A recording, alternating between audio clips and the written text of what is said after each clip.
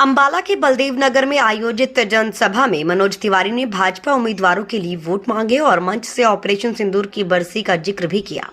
मनोज तिवारी ने जनता को जागरूक करने के लिए गीत भी गुनगुनाए।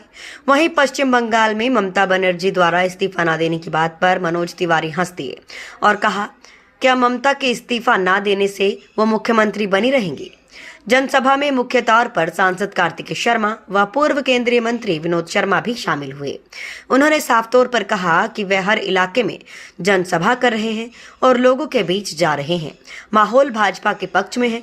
भाजपा मेयर उम्मीदवार व सभी 20 पार्षद उम्मीदवार जीत सुनिश्चित करेंगे। प्रचार कर रहे हैं, क्या किया? अंबाला ने पगड़ी बांध दिया। हमारे यहाँ पगड़ी का मतलब होता है तुम्हारी इज्जत रहेगी, तुम्हारी इज्जत बढ़ेगी। और हम लोग इस नगर निगम के चुनाव में मैं धन्यवाद देता हूं हमारे मुख्यमंत्री सैनी जी का, और उन्होंने कार्तिक शर्मा जी की ड्यूटी लगाई, मनोज तिवारी को लेके अंबाला जाओ। हमको ये अंबाला भी लाए हैं, हमको ये पंचकुला भी ले गए थे, अब हम सोनीपत जा रहे हैं। निगम के चुनाव में हम सभी लोगों से प्रार्थना कर रहे हैं, ऐसा विजय होना चाहिए जैसा पश्चिम बंगाल में हुआ है भाजपा का विजय। सर, ऑपरेशन आज का दिन बहुत महत्वपूर्ण है। ये हमारे भारत का सेना का शौर्य दिखाता है। आज ही के दिन सुबह सुबह हमारी भारतीय सेना ने, जिन लोगों ने हमारे बहन बेटियों के माथे से सिंदूर उजाड़ने का काम किया था, उनकी पूरी जिंदगियां उजाड़ने का काम हमारी भारतीय सेना ने किया था। हम इस ऑपरेशन सिंदूर के दिन उन सभी सेना के जवानों को, सेना को नमन करते हैं, उनके शौर्य को नमन करते हैं। और हम ये भूलेंगे नहीं कि आतंकवादियों के खिलाफ भारत पूरी शिद्दत से, एकजुटता से, ताकत से खड़ा था और भारतीय सेना पे हमको गर्व है। ममता बनर्जी कह गया गड़बड़ी की गई है, उनके पास सबूत है और वो कोर्ट जाएंगे, अगर जरूरत पड़ी तो अंतर्राष्ट्रीय कोर्ट में भी जाएंगे। मुझे आप हंसी दिला दे रहे हो। देखो, टीएमसी, मैं आज अंबाला में आपसे 2-3, मैं अभी पश्चिम बंगाल से ही आ रहा हूं। वहां पे संदेश खाली का नाम सुना होगा आपने, आरजी कर का नाम सुना होगा। ये टीएमसी के गुंडे बहन बेटियों को आके बोलते थे, इसको भेज दो हमारे टीएमसी कार्यालय में 4 दिन के लिए, और कोई चू नहीं बोलता था। यही कांग्रेस उसको समर्थन करती थी, उसी टीएमसी को। आपकी आत्मा कांप जाएगी। बाप को मारा, बेटे को मारा, और बेटे के ऊपर, तीसरे बेटे के ऊपर एफआईआर किया कि इसने अपने बेटे को और भाई को मार दिया। जब शिकायत करने पहुंचा उसका एक भाई, तो औरत बैठी होती थी, देखिए तेरे ऊपर रेप का केस लगा रही है, तुम्हें रेप का केस लेना है कि तुमको यहां से जाना है। Can you imagine? आज पश्चिम बंगाल में पहली बार कमल खिला है, पहली बार। या तो वहां कभी कांग्रेस का शासन था, नहीं तो सीपीएम कम्युनिस्ट का शासन था, और नहीं तो टीएमसी का 15 साल से।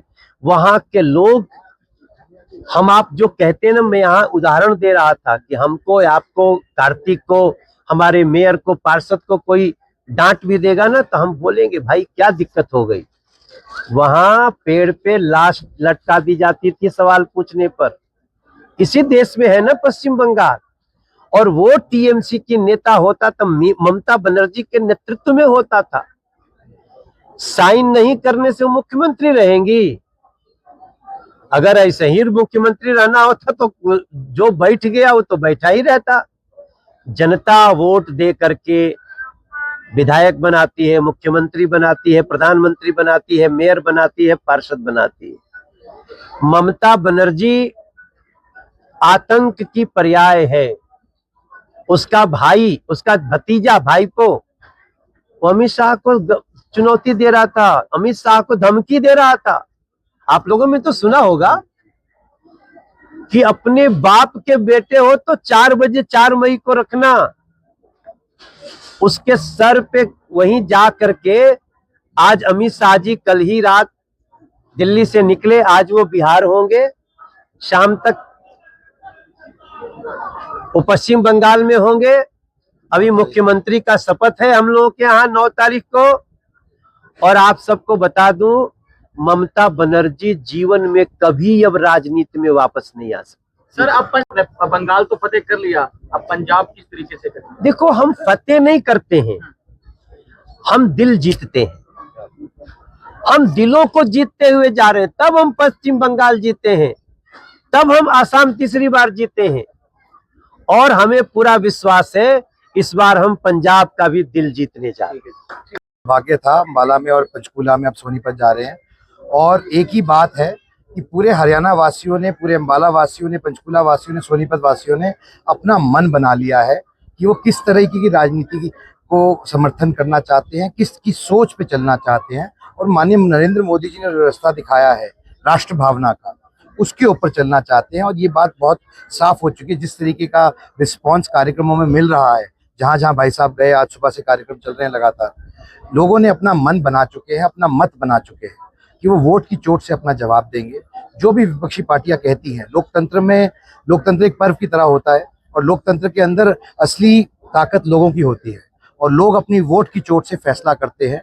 जो भी जनता जनार्दन कहना चाहती है वो जब चुनाव के रिजल्ट निकलते हैं आपके सामने आता है। आपने हाल ही में देखा तीनों राज्यों में क्या हुआ, और बहुत जल्द 13 तारीख को आप देखने वाले हैं कि हरियाणा में भी ऐतिहासिक जीत, तीनों निगमों के अंदर सारे एमसी प्रत्याशी और मेयर के प्रत्याशी जीतने वाले हैं, एक ऐतिहासिक कीर्तिमान स्थापित करते हैं। हर वार्ड में पहुंच रहे हैं, लोगों के घर घर तक पहुंच रहे हैं। कितना चुनाव जो है बीजेपी के पक्ष में माहौल बनता हुआ दिखाई दे रहा था? मुझे तो लग रहा है कि 20 की 20 सीटें बीजेपी जीतेगी और हमारे मेयर का जो प्रत्याशी है भारतीय जनता पार्टी की, बहुत मतों से आगे जीतेगी। एक रिकॉर्ड बनेगा अम्बाला।